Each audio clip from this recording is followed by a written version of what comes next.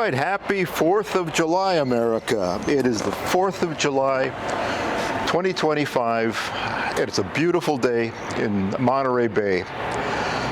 This is week one of my van build, and it's going to be condensed and short, simply because it's a holiday weekend.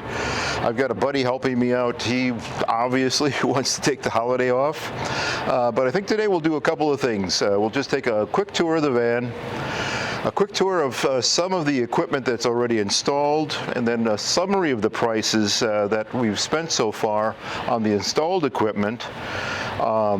I think I'd like to actually show you all the gear that I'm going to use to make this video, cameras and such. We'll probably spend a little time on that today, and then maybe a little flashbacks to some of the lessons we learned.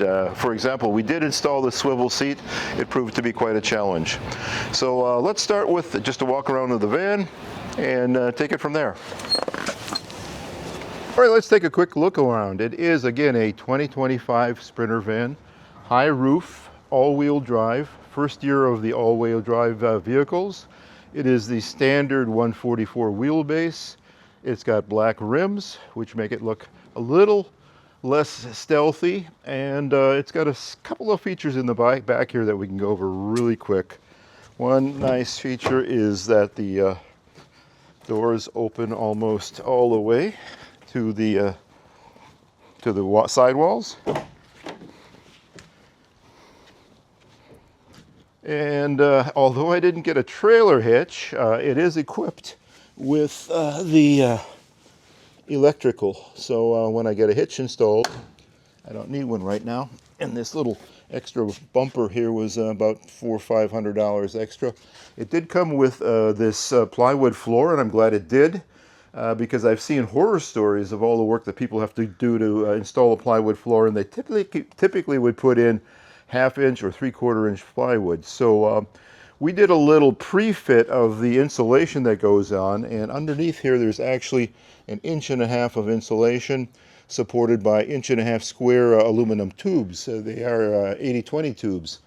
So next week we're going to actually tear all this out, reinstall the installation with the electrical wiring and the plumbing that has to go over to the shower over there. So on this side, the Germans make really tough vehicles. I have difficulty opening this sometime, but like right now, I discovered if it's not closed properly, it doesn't open. So having that automatic opening option would have been really nice. But anyway, in the front, I guess the new thing is that it's got this mysterious camera up here that you can't really see out of, but it apparently takes care of accident avoidance, especially among pedestrians and bicyclists. So that's pretty much it. All right, things I've installed and costs for them so far. The first thing I bought was this WeatherTech liner for the floor. It proved useful because the second day we had it in, my buddy spilled coffee. It was a really cleanup, and you can see it's a little dirty from me walking in here. Second thing was this swivel seat here, and this was a little more of a challenge. This apparently is made in Poland by a company called MobiFrame. It was a challenge to put in because it came with no instructions, and we literally had to strip a bolt because it didn't fit properly. So that it's installed, I have to say I do like the swivel seat. It does go 180 degrees. We have yet to install the one on the driver's side. This requires another extension for the handbrake, so I think we're going to do that, and then just summarize all the challenges that we had with these products. I think it's a good product, made in Europe, very, very heavy, but we'll finish the job and then summarize whether or not it was worth the cost and the frustration. And the first thing I replaced in the Mercedes was the method to open up and hold the hood up. I broke the grommet on this because I tried to pull it down after I opened it, but now, let me put this down. I've got these beautiful little TSU Basa thingies to hold the hood open, of course on both sides. So I'll get the proper name and put a link. So 3 things I bought. These, the WeatherTech,